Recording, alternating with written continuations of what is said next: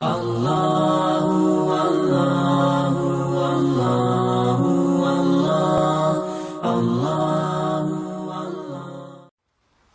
للہ وکفی وسلام علی عبادہ الذین اصطفی اما بعد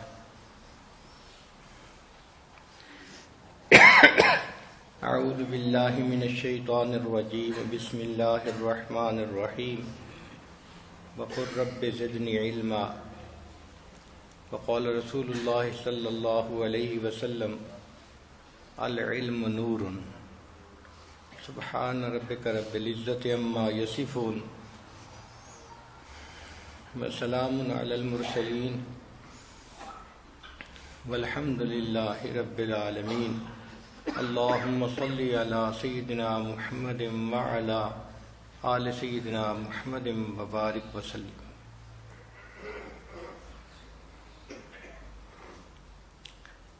دین اسلام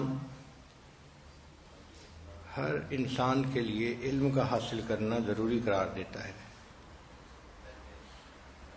علم نہ ہونا جہالت ہے اور علم کا ہونا نور ہے، روشنی ہے۔ تو اندھیرے کی بجائے روشنی کی اشاعت کرنے کے لیے دین اسلام نے ترغیب دی۔ نبی اسلام نے ارشاد فرمایا طلب العلم فریضۃ علی کل مسلم، ہر مسلمان کے اوپر علم کا حاصل کرنا لازم ہے۔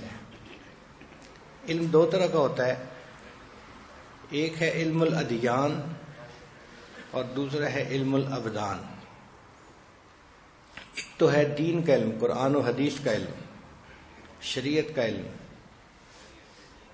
اور ایک ہے مادی علم جس کو عصری علوم کہتے ہیں۔ دونوں علوم کو حاصل کرنا ضروری ہے۔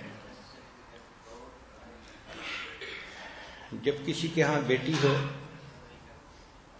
تو اس کو چاہیے کہ اپنی بیٹی کو عصری تعلیم بھی دلوائے اور دینی تعلیم بھی دلوائے۔ مرد پڑھا فرد پڑھا، عورت پڑھی خاندان پڑھا۔ جب عورت پڑھ لیتی ہے تو آنے والے وقت میں وہ گھر کی ملکہ ہوتی ہے، ماں ہوتی ہے، اور اپنے سارے بچوں کو وہ اپنے علم سے فائدہ پہنچا سکتی ہے۔ اس لیے عورت کا علم حاصل کرنا اور بھی زیادہ ضروری ہے۔ نبی علیہ الصلوۃ والسلام کی مبارک زندگی میں دیکھیں تو آپ صلی اللہ علیہ وسلم جس طرح صحابہ کرام کو علم دیتے تھے، اسی طرح صحابیات کے لیے بھی علمی محفل کا انتظام کرتے تھے۔ چنانچہ احادیث میں ہے کہ نبی علیہ السلام نے بدھ کا دن متعین کیا تھا جس میں خواتین آتی تھیں اور نبی علیہ السلام ان کو باز فرماتے تھے اور وہ اپنے مسائل نبی علیہ السلام سے دریافت کرتی تھیں۔ چنانچہ یہ جو مدرسۃ النبوہ تھا، نبی علیہ السلام کا مدرسہ تھا، اس کی پہلی طالبات نبی علیہ السلام کی ازواج مطہرات تھیں۔ سیدہ صدیقہ رضی اللہ عنہا بھی ایک طالبہ تھیں، سیدہ حفصہ رضی اللہ عنہا، ام سلمہ رضی اللہ عنہا، یہ تمام ازواج مطہرات اس مدرسے کی طالبات تھیں اور یہ نبی علیہ الصلوۃ والسلام سے دین سیکھتی تھیں۔ چنانچہ کئی امہات المومنین قرآن مجید کی حافظہ تھیں اور کئی امہات المومنین نے حدیث مبارکہ کی روایت کی۔ ان میں سیدہ صدیقہ رضی اللہ تعالی عنہا نے تقریباً 2000 سے زیادہ احادیث کی روایت فرمائی ہے، اور اللہ نے ان کو دین میں ایسی فقاہت عطا فرمائی تھی، سمجھ عطا فرمائی تھی کہ بڑے بڑے صحابہ مسائل پوچھنے کے لیے ان کی خدمت میں حاضری دیتے تھے۔ حافظ ابن قیم رحمۃ اللہ نے لکھا ہے کہ صحابہ کرام کی کل تعداد 1,24,000، مگر ان میں جو علماء صحابہ تھے جو مسائل بتاتے تھے اور ان کے اوپر دوسرے لوگ عمل کرتے تھے، تو عالم صحابہ 149 تھے جن کا فتویٰ چلتا تھا، جن کو معاشرے میں عالم سمجھا جاتا تھا، وہ 149 تھے، اور ان 49 میں 7 ایسے صحابہ کرام تھے جو عالم تھے، یعنی علماء میں سے بھی نمایاں عالم تھے۔ چنانچہ جب ان کا قول آ جاتا تھا تو باقی علماء اپنا قول واپس لے لیتے تھے، ان کا فتویٰ چلتا تھا۔ ان 7 صحابہ میں سے ایک سیدہ عائشہ صدیقہ رضی اللہ تعالی عنہا تھی۔ آپ اندازہ لگائیں اللہ نے ان کو کتنا علم عطا کیا ہوگا۔ سیدہ حفصہ رضی اللہ تعالی عنہا نے 60 احادیث کی روایت فرمائی، اور ان سے ان کے بھائی عبداللہ ابن عمر نے اور ان کے بھتیجے حمزہ بن عبداللہ، حارث بن وہب، عبد الرحمن بن حارث نے احادیث کی آگے روایت کی۔ نبی علیہ السلام نے سیدہ حفصہ رضی اللہ تعالیٰ عنہ کو لکھنا سکھانے کے لیے ایک صحابیہ بی بی شفا کے پاس ٹیوشن رکھا ہوا تھا، وہ تشریف لاتی تھیں اور ان کو لکھنا سکھاتی تھیں۔ ام سلمہ رضی اللہ تعالی عنہ سیدہ صدیقہ رضی اللہ تعالی عنہ کے بعد سب سے زیادہ فقہ اور حدیث میں بلند مقام رکھتی تھیں، بہت سمجھدار تھیں۔ ان کو دین کا اتنا شوق تھا کہ ایک مرتبہ اپنے بال جو ہے گندوا رہی تھیں، تو ایک خاتون تھی باندھی تھی جو بال کنگھی کر رہی تھی، اس میں جمعے کا دن تھا۔ نبی علیہ السلام نے خطبہ شروع فرما دیا، تو جیسے نبی علیہ السلام نے فرمایا یا ایھا الناس، تو ام سلمہ رضی اللہ عنہا نے فوراً اپنی باندھی سے کہا کہ اس کو سمیٹ دو، کیونکہ ہمیں نبی علیہ السلام کی نصیحت کو سننا ہے۔ اس نے کہا ابھی تو نبی علیہ السلام نے یا ایھا الناس ہی کہا ہے۔ تو ام سلمہ رضی اللہ عنہا نے فرمایا کہ کیا ہم یا ایھا الناس میں شامل نہیں ہیں؟ ہم بھی تو شامل ہیں، لہذا ہمیں متوجہ ہو کے بات سننی چاہیے۔ تو یہ ایسی طالبات تھیں کہ جو نبی علیہ السلام کی تعلیمات کو ضبط کرنے کے لیے کوئی موقع نہیں گنواتی تھیں۔ اسماء بنت ابی بکر سیدہ صدیقہ رضی اللہ عنہا کی بڑی بیٹی تھیں، اور اللہ نے ان کو خوابوں کی تعبیر کا علم عطا کیا تھا۔ چنانچہ وہ نبی علیہ السلام سے خوابوں کی تعبیر سیکھا کرتی تھی، پوچھا کرتی تھیں۔ پھر ان سے خوابوں کی تعبیر کا علم سعید ابن مسیب رحمۃ اللہ علیہ نے حاصل کیا، اور ان سے ابن سیرین رحمۃ اللہ علیہ نے حاصل کیا، جنہوں نے تعبیر الرؤیا ایک مشہور معروف کتاب خوابوں کی تعبیر کے اوپر لکھی۔ تو اس سے پتہ چلتا ہے کہ نبی علیہ السلام کے دور میں صحابیات علم حاصل کرنے میں پیچھے نہیں تھیں، اس لیے قرآن مجید کی حفاظت میں صحابیات نے بھی اپنا کردار پورا ادا کیا۔ بہت ساری ایسی خواتین جو صحابیات تھیں وہ قرآن مجید کی حافظہ تھیں اور قرآن مجید کے علوم کی واقف تھیں۔ پھر یہ سلسلہ آگے تابعین میں چلا، تو تابعین کے طبقہ میں بہت ساری ایسی خواتین تھیں کہ جنہوں نے علم کو حاصل کیا۔ چنانچہ حفصہ بنت سیرین، یہ محمد ابن سیرین رحمۃ اللہ کی بہن تھیں، اور یہ قرآن مجید کے علم میں بہت نمایاں مقام رکھتی تھیں۔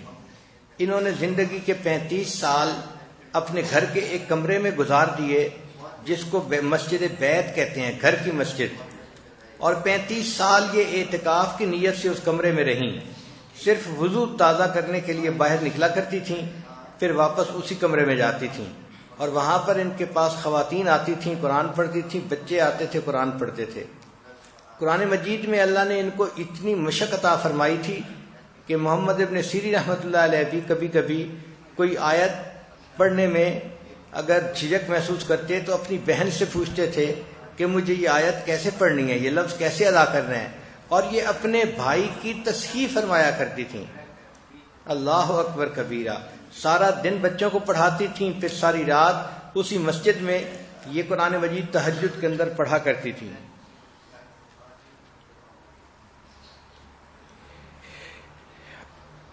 اسی طرح عمرہ بنت عبد الرحمن، ام دردہ ثانی، یہ بھی وہ خواتین تھیں کہ جو اپنے وقت کی عالمہ تھیں۔ ایک خاتون تھی کریمہ المروزیہ، یہ تو اپنے وقت میں بخاری شریف کی اتھارٹی سمجھی جاتی تھیں۔ ہرات میں ان کے بہت سارے شاگرد تھے، حتیٰ کہ خطیب بغدادی اور الحمیدی کے نام بھی ان کے شاگردوں میں شامل ہیں۔ چنانچہ 5ویں صدی ہجری میں ایک خاتون تھی ام الخیر فاطمہ بنت علی، یہ مسلم شریف کا درس دیا کرتی تھیں اور دور دور سے خواتین ان سے آ کے مسلم شریف پڑھا کرتی تھیں۔ پھر ایک خاتون تھی زینب بنت احمد بنت کمال، انہوں نے اتنے محدثین سے سندیں حاصل کی تھیں کہ مشہور تھا کہ ان کی سندیں اٹھانے کے لیے ایک اونٹ کی ضرورت ہے، یعنی ایک اونٹ کے بوجھ کے برابر ان کو احادیث کی سندیں حاصل تھیں۔ امام مالک رحمۃ اللہ علیہ مسجد نبوی میں حدیث پاک کا درس دیا کرتے تھے تو شاگرد پڑھتے تھے۔ اسی مجلس میں کپڑوں کے پردے لٹکے ہوتے تھے اور ان پردوں کے پیچھے امام مالک رحمۃ اللہ کی بیٹیاں بھی بیٹھتی تھیں اور وہ بھی درس میں شریک ہوتی تھیں۔ چنانچہ کئی مرتبہ ایسا ہوا کہ اگر کوئی آدمی عبادت پڑھ رہا ہے اور اس میں کوئی غلطی کر رہا ہے تو یہ بچیاں لکڑی کو لکڑی کے ساتھ مار کر آواز پیدا کرتی تھیں تاکہ امام مالک رحمۃ اللہ کو اندازہ ہو جائے کہ پڑھنے میں غلطی ہو رہی ہے، تو پھر امام مالک رحمۃ اللہ علیہ غلطی کی نشاندہی کر دیا کرتے تھے۔ حکیم ترمذی رحمۃ اللہ علیہ فرماتے ہیں کہ میں نے لڑکپن میں 7 معلمات سے علم حدیث حاصل کیا۔ تو اس سے پتہ چلتا ہے کہ بہت ساری خواتین علم حاصل کرتی تھیں اور علم کی خدمت میں اپنی زندگی گزار دیتی تھیں۔ چنانچہ ام عیسیٰ بنت ابراہیم بغداد کی ایک بہت مقبول خاتون تھیں، علامہ ابن جوزی رحمۃ اللہ علیہ ان کے فتوے مانا کرتے تھے۔ اور سمرقند میں تو بہت ساری خواتین عالمات تھیں، چنانچہ شاہ علاء الدین حنفی فقیہ سمرقندی جو مصنف ہیں تحفۃ الفقہاء کے، ان کی صاحبزادی کا نام تھا فاطمہ، وہ بڑی مفتیہ تھیں، فقیہہ تھیں۔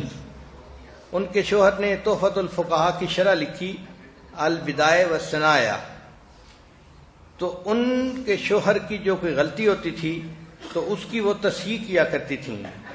ان کے زمانے میں جب کوئی فتویٰ جاری ہوتا تھا تو سب سے پہلے ان کے والد کے سائن ہوتے تھے، پھر اس کے بعد ان کے شوہر کے سائن ہوتے تھے، پھر اس کے بعد فاطمہ کے بھی دستخط ہوا کرتے تھے۔ کتابوں میں لکھا ہے کہ اس زمانے میں اگر کسی فتویٰ پر فاطمہ کے سائن نہیں ہوتے تھے تو علماء اس فتوے کو قبول نہیں کیا کرتے تھے۔ اس سے اندازہ لگائیں کہ خواتین نے علم میں کتنا رسوخ حاصل کر لیا تھا۔ اور پھر علم حاصل کرنے کے لیے اس زمانے میں ان کو سفر بھی کرنے پڑے تھے۔ چنانچہ ام حسین بنت احمد نیشا پور سے بغداد تک کا سفر علم حاصل کرنے کے لیے انہوں نے کیا۔ پھر ایک خاتون تھی ام علی تقیہ بنت ابو الفرج، انہوں نے بغداد سے مصر کا سفر کیا اور اسکندریہ میں امام ابو طاہر احمد بن محمد سلفی سے علم حاصل کیا۔ ام محمد زینب بنت احمد، ان کا وطن بیت المقدس تھا، لیکن یہ حدیث پاک کا علم حاصل کرنے کے لیے مختلف شہروں کا سفر کیا کرتی تھی، حتیٰ کہ امام ذہبی رحمۃ اللہ علیہ نے ان کو المرأۃ الراحلہ کا لقب دیا کہ ایک ایسی خاتون کے جو مسافر ہی رہا کرتی تھیں، سفر ہی سفر کرتی تھیں حدیث پاک کا علم حاصل کرنے کے لیے۔ ایک خاتون تھی شمس الضحیٰ بنت محمد، اس نے شیخ الطریقت شیخ ابو نجیب سہروردی رحمۃ اللہ کی خدمت میں رہ کر سلوک طے کیا اور دیگر محدثین سے حدیث کا سماع بھی کیا۔ تو ان واقعات سے پتہ چلتا ہے کہ اس زمانے میں خواتین علم حاصل کرنے کے لیے سفر بھی کرتی تھیں اور علم کی خدمت کے لیے وہ اپنی زندگی کے اوقات کو وقف بھی کرتی تھیں۔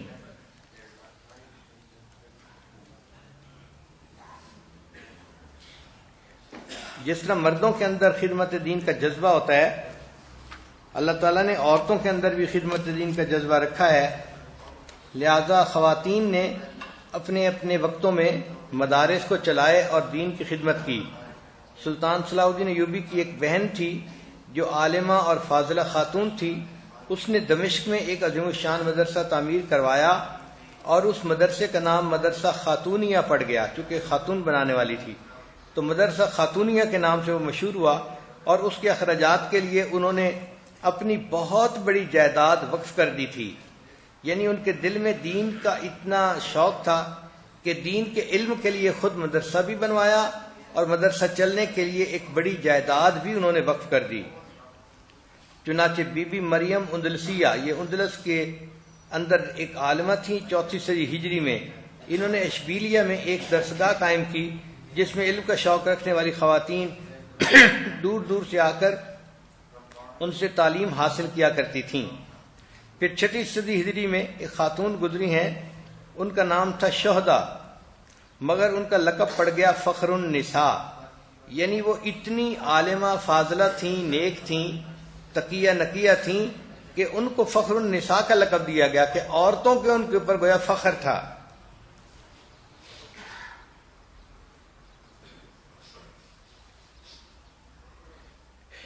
ایک خاتون تھی بی بی مریم بنت علی، یہ حدیث، فقہ اور نحو کے علم میں بہت مشہور تھیں۔ انہوں نے بچپن میں قرآن مجید کا علم حاصل کر لیا اور نحو کے علم میں کافی مشہور تھیں، اور فقہ شافعی کی مشہور کتابیں انہوں نے زبانی یاد کی ہوئی تھیں۔ ان کے شاگردوں میں علامہ جلال الدین سیوطی کا نام بھی آتا ہے۔ ایک خاتون بی بی حنفیہ، شیخ عبد الرحمن بن احمد کی صاحبزادی، 9ویں ہجری میں گزری ہیں۔ علامہ کمال ابن خیر سے حدیث کا علم حاصل کیا اور جلال الدین سیوطی کے اساتذہ میں ان کا نام بھی شامل ہے۔ پھر ایک خاتون تھی بی بی ملکہ شرف الدین، یہ 8ویں صدی ہجری میں تھیں اور ابن حجر عسقلانی ان کے شاگرد تھے۔ تو یہ وہ خواتین تھیں جنہوں نے علم حدیث حاصل کیا، علم قرآن حاصل کیا اور اپنے وقت میں دین کے علوم کی انہوں نے خدمت کی۔ آج کے دور کی بچیوں کو بھی چاہیے کہ وہ عصری علوم بھی حاصل کریں اور دینی علوم بھی حاصل کریں۔ عصری علوم اتنا حاصل کریں کہ وہ اپنے گھر کے معاملات کو سمجھ سکیں، اپنے ہونے والے بچوں کو تعلیم میں خود مدد دے سکیں۔ اگر ماں ہی ان پڑھ ہو تو وہ بچوں کی تعلیم کا ٹریک نہیں رکھ سکتی، اس لیے ماں کا اپنا بھی لکھا پڑھا ہونا ضروری ہے۔ لیکن یہ بھی ٹھیک نہیں کہ آج کل کے دور میں جوان بچی کو بیرون ملک یونیورسٹیوں میں اکیلا بھیج دیا جاتا ہے، تو حالات کی خرابیوں کی وجہ سے اور برائیوں کی وجہ سے پھر اس کو منع کر دیا جاتا ہے۔ اپنے گھر میں رہتے ہوئے قریب کی یونیورسٹی میں، کالج میں جو تعلیم حاصل کر سکتی ہے، بچی کو چاہیے کہ وہ دن میں جائے اور تعلیم حاصل کر کے شام کو گھر واپس آئے تاکہ اپنے ماں باپ کے پاس زندگی گزارے۔ دینی تعلیم حاصل کرنا آج کے دور میں بہت آسان بن گیا ہے۔ ایک وقت تھا کہ مدارس میں جانا پڑتا تھا اور وہاں جا کر وقت گزارنا پڑتا تھا، تو خواتین کے مسائل تھے کہ ان کو لے جانے والا مرد موجود نہیں ہوتا تھا، کون ان کو لے کے جائے اور پھر کون ان کو واپس لے کے آئے۔ آج کے دور میں آن لائن مدارس بن گئے ہیں اور اتنی اچھی تعلیم کا سلسلہ شروع ہو گیا ہے کہ عورت اپنے گھر میں بیٹھی ہوئی جو ہے اپنے علم کو حاصل کر سکتی ہے۔ چنانچہ بہت ساری خواتین آن لائن کورسز کر کے عالمہ بن رہی ہیں۔ اس موقع سے فائدہ اٹھانا چاہیے اور علم کو حاصل کرنا چاہیے تاکہ علم کے نور سے سینہ منور ہو جائے اور قیامت کے دن علماء کی قطار میں شمولیت نصیب ہو جائے۔ ہمارا یہ تجربہ ہے کہ عورت جب کوئی کمٹمنٹ کر لیتی ہے تو وہ بہت اس کے اوپر پکی ہو جاتی ہے اور واقعی حیران کر دیتی ہے۔ کئی مرتبہ اللہ نے اس کو اتنی قوت ارادی دی ہوتی ہے۔ ایک مرتبہ مجھے گھر سے اطلاع ملی کہ ایک کالج کی بچی بیعت ہونے کے لیے آئی ہے۔ چنانچہ میں مہمان خانے سے اپنے گھر آ گیا۔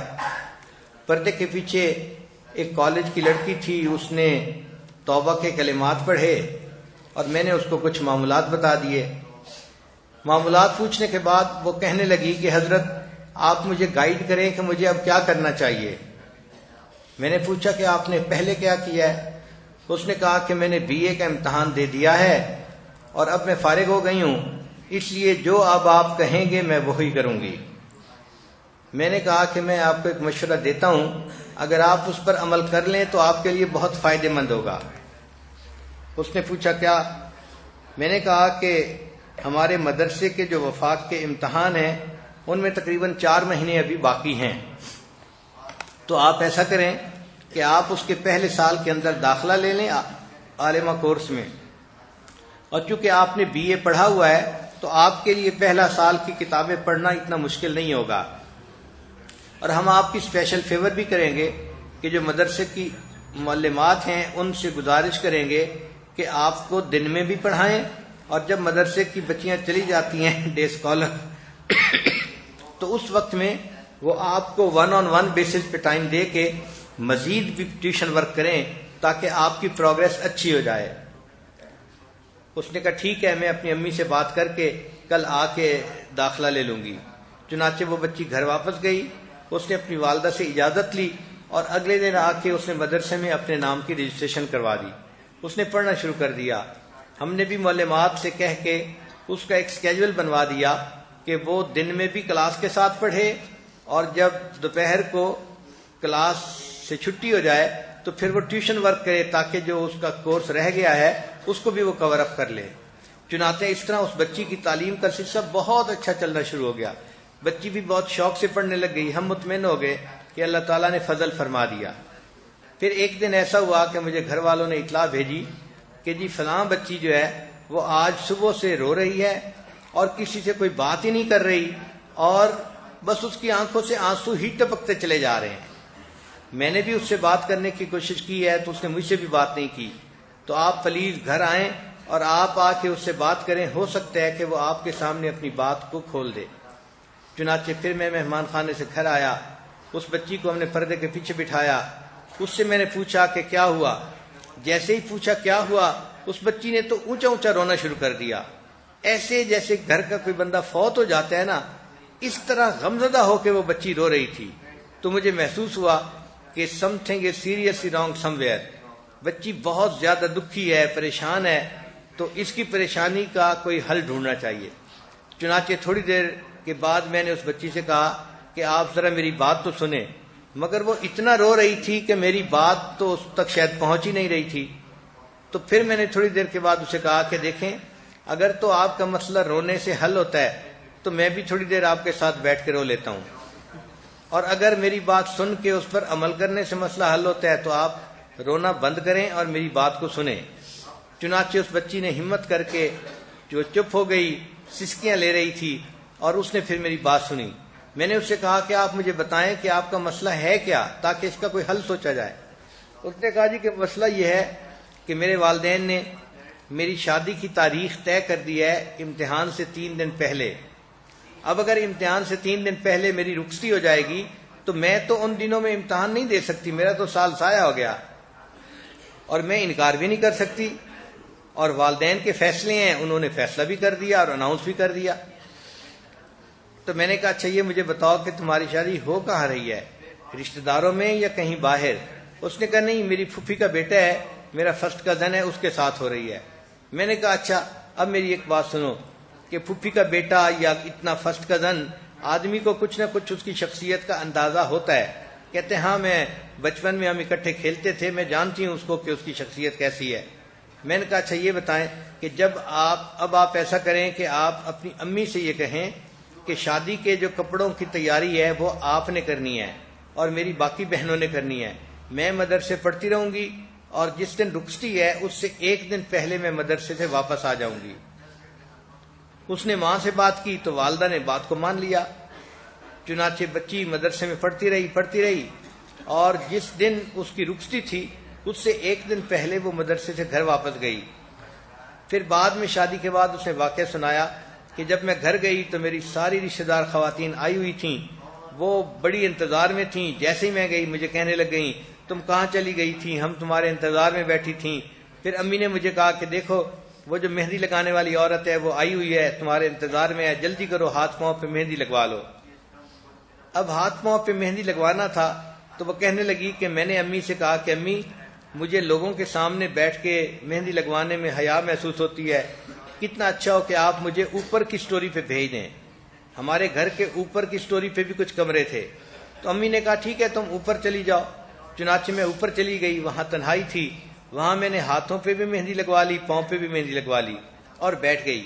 اب اکیلی تھی تو میں نے اپنی چھوٹی بہن کو بلایا اور اس کو کہا کہ دیکھیں میں آپ کو اتنے پیسے دوں گی، آپ میری مدد کریں۔ اس نے پوچھا کیا؟ میں نے کہا مدد یہ ہے کہ یہ جو میری کتاب ہے نا، اس کا صفحہ آپ آ کے الٹ جایا کریں، کیونکہ میں مہندی کی وجہ سے اس کا صفحہ الٹ نہیں سکتی۔ چنانچہ میری چھوٹی بہن آ کے کتاب کا صفحہ الٹ جاتی اور میں اس کتاب کو بیٹھی پڑھ رہی تھی، اور وہ کتاب صرف اور نحو کی تھی۔ کہنے لگی کہ اس رات بھی میں پوری رات صرف نحو کی کتابیں پڑھتی رہی، حتیٰ کہ رخصتی والے دن جب میں جدا ہو رہی تھی تو میں دلہن بنی ہوئی تھی، اور میرے پاس میک اپ کا جو ہے نا باکس تھا جو میں نے اپنے ساتھ رکھنا تھا، اسی باکس کے ساتھ میں نے صرف اور نحو کی کتابیں بھی اپنے ساتھ رکھ لی۔ جب میں اگلے گھر گئی تو وہاں پر انہوں نے دلہن کو ریسیو کیا، تو بہت ساری خواتین تھیں جو آ گئیں کمرے میں، باتیں کرتی نہیں۔ پھر کچھ دیر کے بعد خواتین نے کہا کہ اچھا اب ہم جاتی ہیں کیونکہ آپ کے شوہر نے آنا ہے۔ خواتین چلی گئیں۔ وہ کہنے لگی کہ میں اب دلہن بنی بیٹھی ہوں، اور میں اس گھونگھٹ کے اندر کتاب چھوٹی سی تھی صرف نحو کی، وہ بیٹھی پڑھ رہی تھی اور میں صرف کی گردانیں یاد کر رہی تھی۔ حتیٰ کہ جب دروازہ کھلا اور مجھے پتہ چلا کہ میرا ہسبینڈ کمرے کے اندر آ رہا ہے، تو میں نے ان دونوں کتابوں کو تکیے کے نیچے رکھ دیا اور اپنے ہسبینڈ کے ساتھ اپنا وقت گزارا۔ جب صبح فجر کی نماز پڑھی تو ہسبینڈ آیا۔ ہم تو آخر فرسٹ کزن تھے، طبیعتیں ایک دوسرے کو پہلے ہی جانتی تھیں، اور اب تو ایک رات ہم نے اکٹھی گزار لی تھی، تو طبیعتیں ایک دوسرے سے بہت زیادہ واقف ہو چکی تھیں۔ تو میں نے اپنے ہسبینڈ سے ناشتے کے وقت بات کی کہ میں ایک عربی کورس کر رہی تھی، اب میرے امتحان کا وقت بہت قریب آ گیا ہے، آپ پلیز اگر میری مدد کریں تو میرا 1 سال بچ سکتا ہے، ورنہ میرا 1 سال ضائع ہو جائے گا۔ ہسبینڈ نے پوچھا کہ کیا؟ میں نے کہا کہ 2 دن کے بعد میرا پیپر ہے اور دلہن کو اپنے گھر سے نکلنے کی اجازت نہیں ہوتی، اب آپ نے مجھے کمرے امتحان میں پہنچانا ہے اور پیپر کے بعد وہاں سے لے کے آنا ہے۔ اس نے کہا اچھا میں کوئی اسکیم بناتا ہوں۔ چنانچہ اگلے دن اس نے اپنی امی سے بات کی کہ امی میں نے نیا سائیکل موٹر خریدا ہے، اور آج کل میں نے آفس سے بھی چھٹی لی ہوئی ہے 1 ہفتے کے لیے، تو اگر میں ناشتے کے بعد اپنی بیوی کو گھمانے کے لیے شہر میں لے جاؤں 1 گھنٹے کے لیے تو کوئی اعتراض تو نہیں ہے؟ تو ماں اپنے بیٹے کو کیسے منع کر سکتی تھی؟ اس نے کہا ہاں بیٹا بیوی کو لے جاؤ، مگر وہ وقت ہوتا ہے عورتوں کے آنے کا اور ملنے کا، تو اس کو جلدی گھر لے آنا۔ اس نے کہا ہاں امی میں جلدی گھر لے آیا کروں گا۔ چنانچہ اگلے دن کیا ہوا کہ اس دلہن کو اس کے خاوند نے سائیکل موٹر پہ بٹھایا، اور صبح 8 بجے سے پہلے اس نے 15 منٹ پہلے ہمارے گھر میں پہنچا دیا۔ کیونکہ مدرسہ گھر کے بالکل قریب ہے، اس لیے گھر میں میری اہلیہ نے اس بچی کی کچھ یونیفارم جو تھیں وہ دھلوا کے استری کروا کے رکھ دی تھیں۔ وہ دلہن آئی اور سیدھا اس کمرے میں چلی گئی۔ وہاں جا کے اس نے اپنے زیورات اتارے، کپڑے دلہن والے اتارے، اور ایک عام اسٹوڈنٹ والے کپڑے اس نے پہن لیے جو سفید کپڑے ہوتے ہیں۔ پھر وہ سفید کپڑے پہن کے اپنے رول نمبر سلپ لے کے جامعہ میں آ گئی، اور وہاں بیٹھ کے اس نے پیپر دیا۔ پیپر دینے کے بعد وہ دوبارہ اسی کمرے میں آئی اور اس نے اپنے طالبہ والے کپڑے اتارے اور دلہن والے کپڑے پہن کے میک اپ کر کے وہ دلہن کے لیے طرح تیار ہو گئی۔ پھر اس کا ہسبینڈ اس کو لے کے واپس چلا گیا۔ اس طرح شادی کے ابتدائی دنوں میں اس بچی نے وفاق کا امتحان دیا، اور اللہ کی شان دیکھیں کہ جب رزلٹ آیا تو 80% سے زیادہ نمبر لے کے وہ پاس ہو گئی۔ تو اس کا مطلب یہ ہے کہ اگر بچیاں اپنے دل میں کوئی کمٹمنٹ کر لیتی ہیں تو اللہ نے ان کو اتنی ہمت دی ہوتی ہے کہ یہ اس کو کر گزرتی ہیں۔ تو دین کا علم حاصل کرنے کے لیے جتنی محنت کرنی پڑے، جتنی قربانی دینی پڑے دینی چاہیے، اور اس علم کا نور اپنے سینے میں اتارنا چاہیے۔ آج کل تو یونیورسٹی کی بہت اعلیٰ تعلیم یافتہ بچیاں وہ بھی دین کا تعلیم حاصل کر رہی ہیں۔ چنانچہ ہمارے مدارس میں ایف اے بی اے کی تو اب بات ہی نہیں کرتے ہم، کوئی ایم اے ہوتا ہے، کوئی ڈبل ایم اے، کوئی بچیاں انجینئر ہوتی ہیں، کوئی بچیاں ڈاکٹر ہوتی ہیں، کوئی بچیاں ہوتی ہیں جنہوں نے جو ہے وہ فائنینس میں کیا ہوا ہوتا ہے اپنے کورسز، اور وہ پھر عالمہ بننے کے لیے آتی ہیں، اور الحمدللہ کہ وہ بچیاں عالمہ بن رہی ہیں۔ اب آپ دیکھیں کہ پچھلے سال میں وفاق المدارس کا جو امتحان ہوا اس میں 1300 میڈیکل ڈاکٹر بچیوں نے بخاری شریف کا امتحان دیا۔ الحمدللہ ثم الحمدللہ، یہ اللہ رب العزت کی رحمت ہے اور اس کی مہربانی ہے کہ خواتین کے اندر دین کا ایسا جذبہ بیدار ہو گیا ہے کہ وہ بچیاں دنیا کا علم بھی پڑھ رہی ہیں اور ساتھ ساتھ دین کا علم بھی پڑھ رہی ہیں۔ چنانچہ ہماری ایک بچی، اس کا نام تھا ڈاکٹر کومل، اس نے فاطمہ جناح میڈیکل کالج سے امتحان پاس کیا اور ہر سال وہ کالج کے اندر ٹاپ کرتی رہی، ہر سال ٹاپ کرتی رہی۔ جب لاسٹ ایئر تھا تو اس میں بھی اس نے ٹاپ کیا۔ چنانچہ جب مدرسے کی کنووکیشن ہوئی تو سالانہ جلسے میں اس کو پرنسپل نے اسٹیج پہ بلایا اور کہا کہ یہ وہ بچی ہے جو اپنے میڈیکل کے اندر اس وقت تک 20 گولڈ میڈل لے چکی ہے۔ یعنی کیا مزے کی بات ہے کہ میڈیکل کی تعلیم میں بھی اس بچی نے 20 گولڈ میڈل حاصل کیے، اور پرنسپل نے کہا کہ 21 گولڈ میڈل دینے کے لیے میں اس کو اسٹیج پہ بلا رہا ہوں۔ اور یہ وہ سال تھا کہ جب اس نے ہمارے مدرسے میں بخاری شریف میں بھی ٹاپ کیا تھا۔ یوں سمجھیں کہ اس نے 22 گولڈ میڈل حاصل کیے تھے۔ تو ایسی بچیاں جو یونیورسٹیوں میں بھی گولڈ میڈل حاصل کریں، مدارس میں بھی گولڈ میڈل حاصل کریں، ہمیں اللہ کی ذات سے امید ہے اللہ تعالیٰ قیامت کے دن بھی ان کو گولڈ میڈل ہی عطا فرمائیں گے۔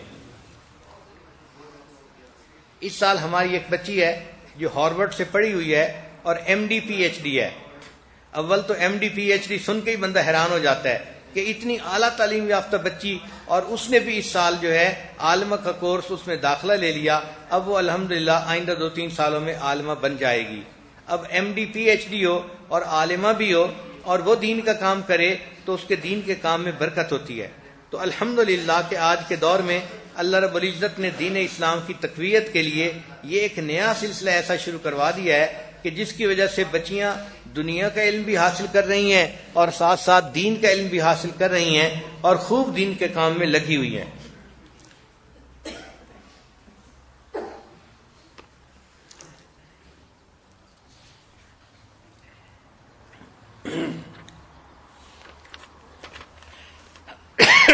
جو بچی اسٹوڈنٹ ہو اس کو چاہیے کہ وہ چند باتوں کا بڑا خیال رکھے۔ سب سے پہلی بات کہ اس کو چاہیے کہ وہ اپنی دوستی اپنی والدہ سے کرے، اپنی بہنوں سے کرے یا پھر کتابوں سے کرے۔ یونیورسٹی کی لڑکیوں کے ساتھ دوستی یہ انتہائی خطرناک چیز ہوتی ہے اور یہیں سے شیطان کو راستہ مل جاتا ہے۔ تو سب سے پہلا کام یہ کرنا چاہیے کہ علم حاصل کرنے والی بچی کو دوستی اپنی والدہ سے اور اپنی بہنوں سے کرنی چاہیے یا پھر کتابوں کے ساتھ دوستی کرنی چاہیے۔ یہ بہت امپورٹنٹ پوائنٹ ہے۔ پھر اگر وہ پڑھنا چاہتی ہے تو اس کو چاہیے کہ وہ اس طرح سے بات کو سمجھے کہ جب پڑھ لے تو اس کو آگے پڑھا سکے۔ Knowing is being able to teach it. پڑھنا اس کو کہتے ہیں کہ بندے کو اتنی سمجھ آ جائے کہ اگر وہ کسی اور کو سمجھانا چاہے تو اس کو سمجھا سکے۔ پھر ایک سائنٹیفک ریسرچ ہے، اس کو 48 آور رول کہتے ہیں، کہ انسان کو جب بھی کوئی پیس آف انفارمیشن ملتا ہے تو وہ اس کے روم میں آ جاتا ہے۔ اب وہ اس کے روم میں جب آ جاتا ہے تو یہ چیز 48 آورز تک اس کے روم میں رہتی ہے۔ اگر اس دوران اس کو ریپیٹ کر لیا جائے تو یہ روم سے اس کے ریم میں منتقل ہو جاتی ہے اور مستقل حصہ بن جاتی ہے اس کی میموری کا، ورنہ پھر یہ ڈیلیٹ ہو جاتی ہے۔ تو 48 آور رولز کے حساب سے بچی جو روزانہ پڑھے اس کو ودن 24 آور دہرائے، یاد کرے تاکہ وہ اس کی پرماننٹ میموری کا حصہ بن جائے۔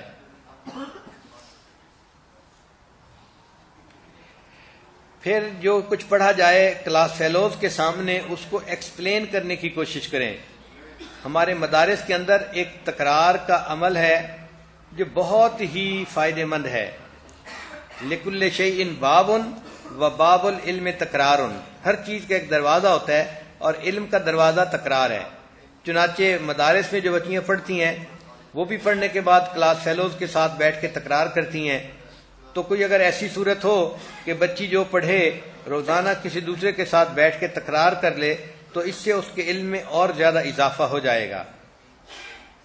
اگر کوئی کویسچن ہو تو کویسچن فوراً پوچھنا چاہیے، آسک کویسچن امیڈیٹلی۔ کویسچن پوچھنے میں کوئی جھجک محسوس نہیں کرنی چاہیے۔ نبی علیہ السلام نے ارشاد فرمایا، حسن السؤال نصف العلم۔ اچھے طریقے سے سوال کرنا یہ بھی آدھا علم ہوتا ہے۔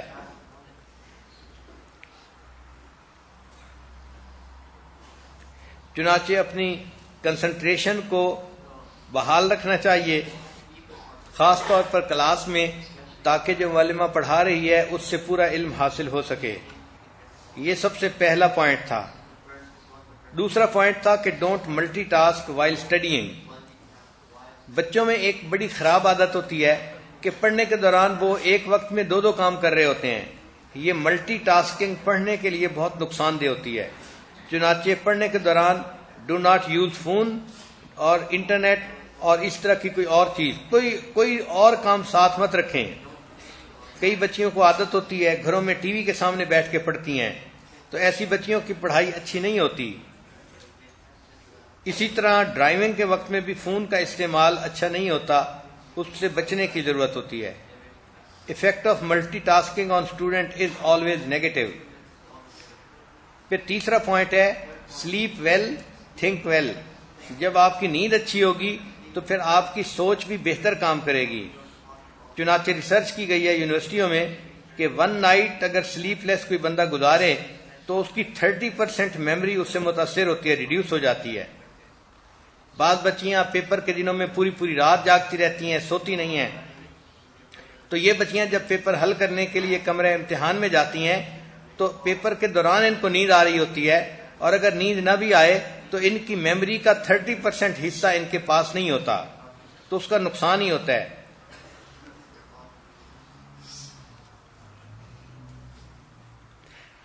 Slip helps neurons in brain that impress long term memory. چنانچہ اگر اچھی نیند ہو تو انسان کی جو لانگ ٹرم میموری ہے وہ زیادہ بہتر ہوتی ہے۔ پھر چوتھا پوائنٹ جو ایک اسٹوڈنٹ کو اپنے سامنے رکھنا چاہیے کہ taking breaks destresses the mind. پڑھنے کے دوران 1 منٹ 2 منٹ کی اگر بریک لے لی جائے تو اس سے انسان کے ذہن میں سٹریس کم ہو جاتا ہے۔ مثلا نماز پڑھ لی، درمیان میں اٹھ کے وضو کر لیا، اس قسم کے چھوٹی بریک درمیان میں لے لینے سے انسان پھر فریش ہو جاتا ہے۔ پھر 5واں پوائنٹ کہ ریپیٹ ٹو ریممبر۔ جب آپ کسی چیز کو ریپیٹ کریں گی تو وہ آپ کی پرماننٹ میموری کا حصہ بن جائے گی۔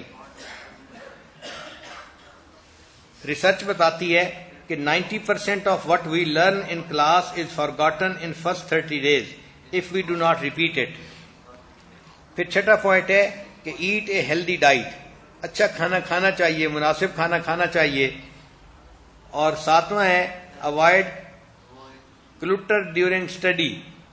بچیوں کی عادت ہوتی ہے، بچوں کی بھی، کہ ان کے کمرے کو جا کے دیکھیں تو کہیں کتابیں پڑی ہیں، کہیں سامان پڑا ہے، گٹھڑیاں بنی ہوئی ہیں، ایک میس بنا ہوا ہوتا ہے پورا کمرہ۔ تو ایک اسٹوڈنٹ بچے کو اپنا کمرہ میس نہیں بنانا چاہیے، بلکہ اس کو صاف ستھرا رکھنا چاہیے۔ جب چیزیں رکھنی ہیں تو ان کو ترتیب سے رکھنا، صفائی سے رکھنا، یہ ایک اچھی عادت ہوتی ہے۔ پھر make list of two do things with time, یعنی کچھ کام ہوتے ہیں جو کرنے ہوتے ہیں تو زبانی کریں گے تو کچھ کر لیں گے، کچھ رہ جائیں گے۔ بہتر طریقہ یہ ہے کہ اس کی لسٹ بنا لی جائے اور پھر ان کو ٹک کیا جائے کہ یہ کام میں نے کر لیے اور یہ کام رہ گئے۔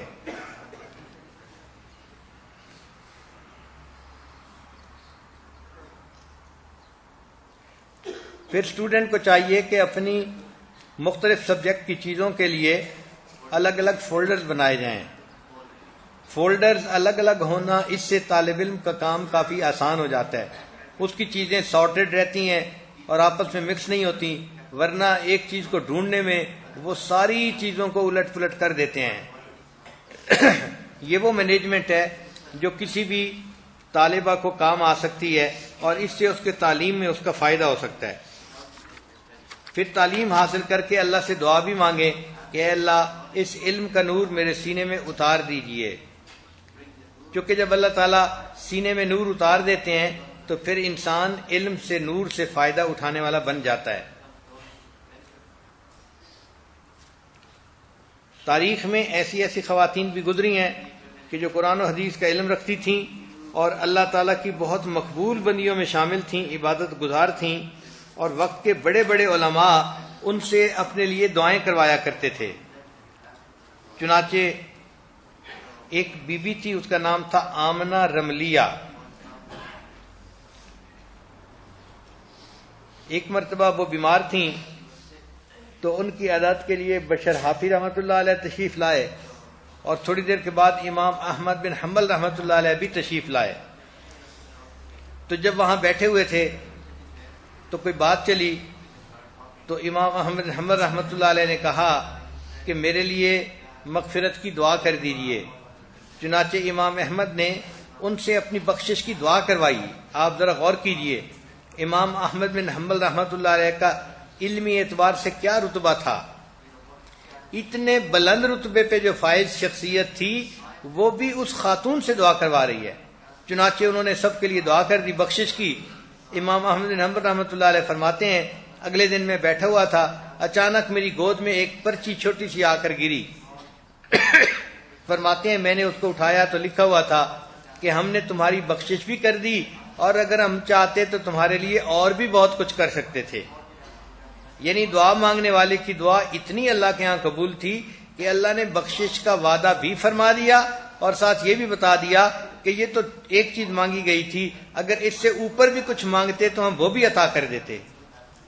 تو اللہ کی ایسی بھی نیک بندیاں ہوتی ہیں کہ جن کی دعائیں اس طرح قبول ہوتی ہیں کہ اللہ فرماتے ہیں کہ یہ دعا تو میں نے قبول کر لی، اس کے علاوہ بھی کچھ ہوتا تو میں وہ بھی قبول کر لیتا۔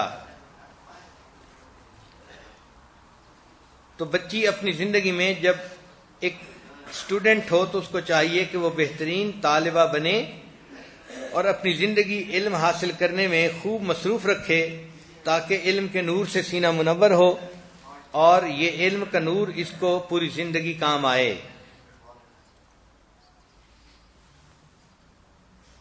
وآخر دعوانا ان الحمد للہ رب العالمین۔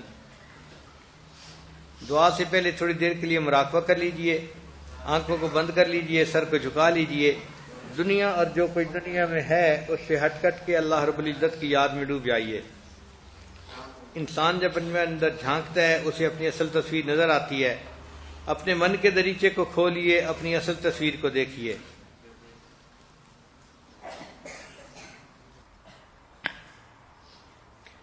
دل مغموم کو مسرور کر دے، دل بے نور کو پر نور کر دے، فروزاں دل میں شمع طور کر دے،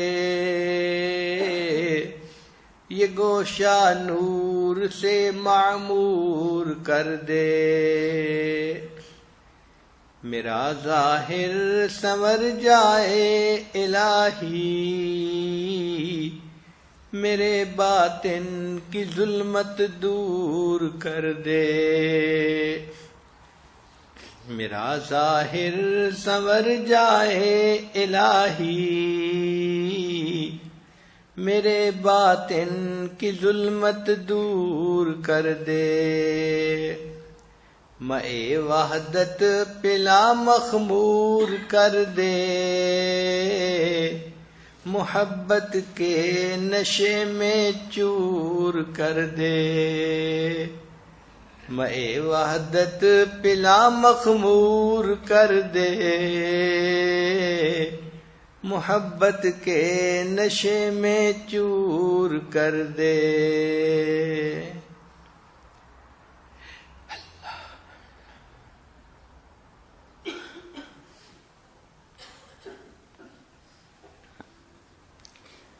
لا الہ الا اللہ محمد الرسول اللہ۔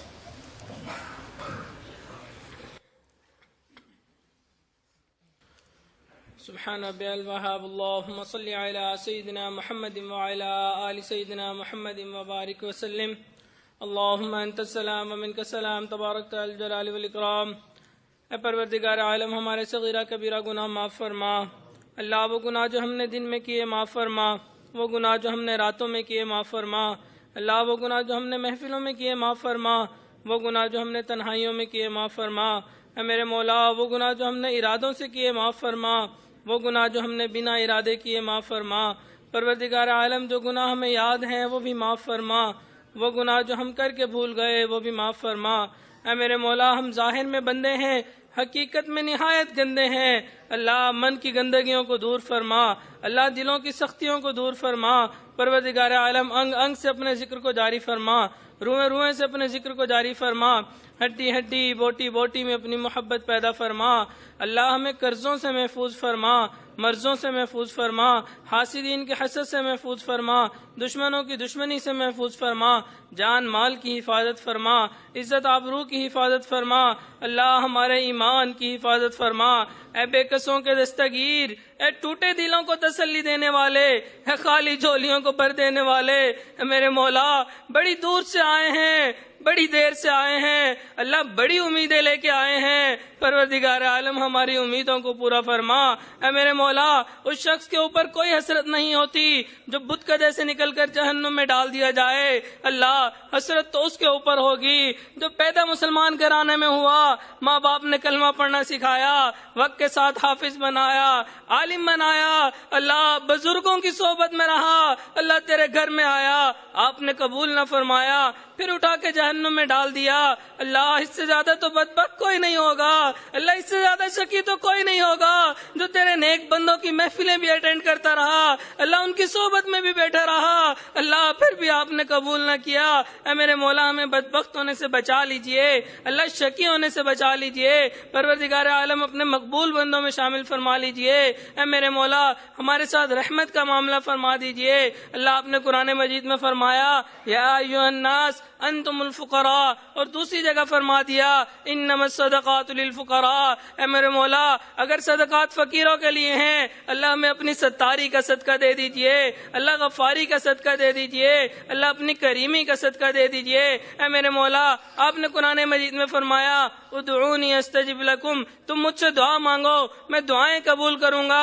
اے میرے مولا ہم آپ کے سامنے ہاتھ پھیلائے بیٹھے ہیں، اللہ دلوں کی تمام نیک تمناؤں کو پورا فرما، نیک حاجات کو پورا فرما، پروردگار عالم اپنے مقربین بندوں میں شامل فرما، اے میرے مولا یوسف علیہ الصلوۃ والسلام کے بھائیوں کی طرح ہمارا حال ہے، اللہ وہ بھی پیسے پورے نہیں لائے تھے، غلہ پورا مانگتے تھے، اللہ ہم بھی آج آپ کے در پہ حاضر ہیں، سچی بات ہے عمل کہاں پورے ہونے، ٹوٹے پوٹے عمل بھی پورے نہیں، مگر میرے مولا آپ سے آپ کی رضا چاہتے ہیں، اللہ ہمیں اپنی رضا عطا فرما، اپنی لقاء عطا فرما، اللہ ہم سے راضی ہو جا، پیارے اللہ ہم سے راضی ہو جا، اللہ اگر راضی نہیں ہونا پھر بھی ہم سے راضی ہو جا، اے میرے مولا ہمیں اپنے نیک لوگوں میں شامل فرما، پروردگار عالم اپنے محبین میں شامل فرما، اے میرے مولا جیسا آپ چاہتے ہیں ہمیں ویسا بننے کی توفیق عطا فرما، اللہ آپ نے قرآن مجید میں فرمایا وَأَمَّا السَّائِلَ فَلَا تَنْهَرْ، سوالی کو انکار نہ کرو جھڑکی نہ دو، اللہ جب ہم کمزوروں کے حکم ہیں میرے مولا ہم بھی تو آپ کے در کے سوالی ہیں، اللہ انکار نہ کیجئے، اللہ جھڑکی نہ دے دیجئے، اللہ منع نہ کر دیجئے، اے میرے مولا راضی ہو جائیے، پیارے اللہ مان جائیے، اے میرے اللہ مان جائیے، اللہ اگر نہیں راضی ہونا اتنے برے اعمال کر کے آئے ہیں، اے میرے مولا ہمارے عملوں کو نہ دیکھیے گا، گنبد خضرا کو دیکھ لیجئے گا، اے میرے مولا ہمارے عملوں کو نہ دیکھیے گا، اللہ آقا کی راتوں کی نمازوں کو دیکھ لیجئے گا، اے میرے مولا ہمارے عملوں کو نہ دیکھیے گا، آقا کے متورم قدمین کو دیکھ لیجئے گا، اے میرے مولا آقا کی آنکھوں کو دیکھ لیجئے گا، اللہ ان کے امتی کا لحاظ کر لیجئے گا، اے میرے مولا ہمارے تمام گناہوں کو معاف فرما، اللہ ہمیں بخشا ہے یہاں سے واپس لٹا، اے پروردگار عالم رمضان المبارک کے آخری ایام باقی ہے، اللہ یہ قیمتی وقت ہاتھ سے نکلا جا رہا ہے، اللہ اگر آپ نے ہماری مغفرت نہ کی اللہ پھر اور کون سا موقع آئے گا جب ہم اپنی مغفرت کروا سکیں گے، اللہ ہمیں یہاں سے بخشایا واپس لوٹا، پروردگار عالم دور بیٹھی جو عورتیں آمین کہہ رہی ہیں اللہ ان کی نیک مرادوں کو بھی پورا فرما، اللہ ان کی نیک تمناؤں کو بھی پورا فرما، اللہ گھروں کو جنت کا گہوارہ بنا، اللہ آپس میں الفت محبت عطا فرما، اے میرے مولا عورت ایک کمزور ذات ہوتی ہے، اللہ وہ اپنے دل کا دکھ اور درد بھی بیان نہیں کر سکتی، اللہ وہ جائیں تو کس در جائیں، مانگے تو کس سے مانگے، اے میرے مولا آپ دلوں کے بھید جانتے ہیں، اللہ ان کے دلوں کی نیک مرادوں کو پورا فرما، اللہ ہماری اولادوں کو دین کے لیے قبول فرما، اللہ قیامت تک آنے والی نسلوں کو دین کے لیے قبول فرما، اللہ پورے گھر کو خاندان کو دین کے لیے قبول فرما، اے میرے مولا ہمیں مانگنا نہیں آتا بن مانگے عطا فرما، پروردگار عالم حضور علیہ الصلوۃ والسلام نے جو خیر مانگی وہ بھی عطا فرما، جن شرور سے پناہ مانگی وہ پناہ بھی عطا فرما۔ پروردگار عالم ہمیں شیطان سے محفوظ فرما، نفس کی سرکشی سے محفوظ فرما، اللہ نفس مطمئنہ عطا فرما۔ پروردگار عالم جو لوگ قرض کی وجہ سے پریشان ہیں ان کی پریشانی کو دور فرما، اللہ جو مریض ہیں ان کو شفائے کاملہ عاجلہ مستمرہ عطا فرما۔ اللہ ہمارے عزیز اقارب مشائخ رشتہ دار جو اس دنیا سے فوت ہو گئے ان کی مغفرت فرما، جن کی آپ نے مغفرت کر دی قرب کے اعلیٰ ترین درجات عطا فرما۔ اللہ جو مانگا وہ بھی عطا فرما، جو مانگنا چاہیے تھا نہیں مانگ سکے وہ بھی عطا فرما۔ ربنا تقبل منا انک انت السمیع العلیم تب علینا انک انت التواب الرحیم۔ صلی اللہ تعالی علی حبیبہ سیدنا محمد وآلہ واصحابہ اجمعین برحمتک یا ارحم الراحمین۔